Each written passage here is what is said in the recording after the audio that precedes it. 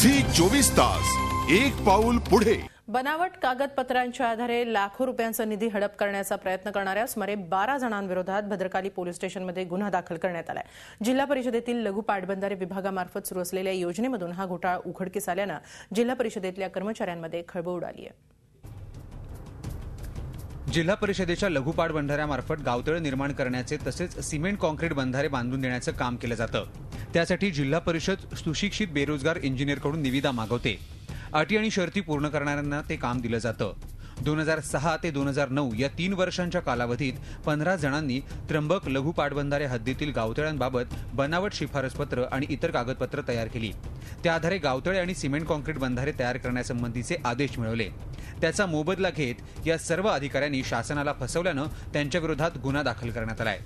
आमच्याकडे भद्रकाली पोलीस स्टेशनला 420, 465, 468, 471 आणि 34 प्रमाणे आम्ही गुन्हा दाखल केलेला आहे। यामध्ये प्रामुख्याने बनावट कागदपत्रे तयार करणे आणि त्यासंबंधी अपहार करणे अशा स्वरूपाचा गुन्हा दाखल केलेला आहे। 3 वर्षांनंतर झालेल्या चौकशीत 12 जणांचा घोटाळा उघडकीस येताच जिल्हा परिषदेनं भद्रकाली पोलीस स्टेशनमध्ये तक्रार दाखल केली। पोलिसांनी संशयितांविरोधात फसवणूक, बनावट कागदपत्रांचा वापर करणे या कलमांनुसार गुन्हा दाखल केलाय। दरम्यान ही घटना उघड होताच जिल्हा परिषदेतील काही कर्मचाऱ्यांचे धाबे दणाणले। अशा प्रकारे किती जणांनी गावतळ्यांची कामं केली आहेत याची चौकशी करण्यात येत असून यामुळे या घोटाळ्याचा आकडा आणखी वाढण्याची शक्यता आहे।